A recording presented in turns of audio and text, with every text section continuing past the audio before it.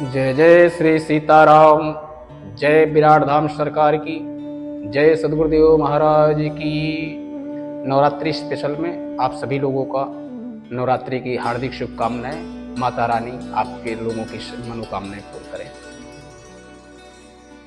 मेरे प्यारे बंधुओं, मेरे भक्तों को माता रानी की हार्दिक शुभकामनाएं और आशीर्वाद बना रहे। आप लोगों का दाम्पत्य जीवन सुखमय व्यतीत हो, स्वस्थ रहे, मस्त रहे, आरोग्य रहे, निरोग रहे। आज मैं नवरात्रि स्पेशल में नवाण मंत्र की ऐसी विधि लाया हूँ जिसमें ना तो 1.25 लाख मंत्र करने की आवश्यकता पड़ेगी और ना ही बहुत सारी पूजा की सामग्री। सिर्फ तो करना क्या है, इस नवरात्रि में नवाण मंत्र का जाप करना है, वो भी बिना माला के। बिना माला के कैसे जाप होगा? गुरुदेव भगवान कहते हैं कि नवरात्रि में प्रथम दिन जो नवरात्रि आ रही है, कलश स्थापना या तो ब्रह्म मुहूर्त में किया जाए या फिर अभिजीत मुहूर्त में।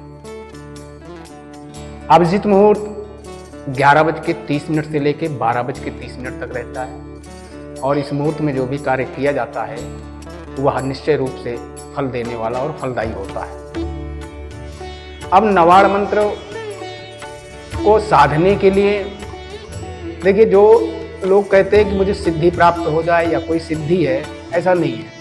सिद्धि का अर्थ है साधना। हमने अपने आप को उस मंत्र, यंत्र, तंत्र के लिए अपने आप को साध लिया, उस तंत्र को साध लिया, मंत्र को साध लिया, उसके अनुरूप हम हो गए। जैसे हम किसी फैक्ट्री में, ऑफिस में किसी बॉस के साथ कार्य करते हैं या घर परिवार में रहते हैं तो हम पिता का कहना मानते हैं। पिता जैसे चाहते हैं वैसा आचरण करना होता है। पिता प्रसन्न रहेंगे, बॉस प्रसन्न रहेगा। उसी तरह से मंत्र क्या चाहता है? मंत्र चाहता है मन की गति। मन की गति कैसे हो? मन की गति वह है जो संसार में मन जाए तो जाए लेकिन संसार मन में ना आने पाए। जिस तरह से नाव जल में चले तो चले लेकिन जल नाव में ना आने पाए। अगर जल नाव में आ गया तो नाव डूब जाएगी। उसी लिए संसार में रहते हुए हम संसार के ना होते हुए उस मंत्र के, उस माता जी के चरणों में अपना अनुराग करें तो निश्चय रूप से ही सफलता मिलती है। और करना क्या है? करना यह है कि नवरात्रि में जैसे हमने बताया, अभिजीत मुहूर्त में कलश की स्थापना करना है। कलश की स्थापना करने के लिए रेत चाहिए हमें, जिस पे कलश की स्थापना होगी। उस रेत पे अष्टदल कमल बना लें और मिट्टी का शुद्ध घड़ा ले आए, कंठ तक उसमें जल भरें। उसके बाद रोली, अक्षत और 5 कौड़ी या 9 कौड़ी जो होती है पीली कौड़ी, उस कलश में अवश्य डालें। और 9 गोमती चक्र, 9 पीली कौड़ी उसमें डालें। अक्षत डालें, सिंदूर डालें, रोली डालें, शहद डालें और थोड़ा सा कपूर भी उस जल में डालें। सुगंधित द्रव्य डाल दें।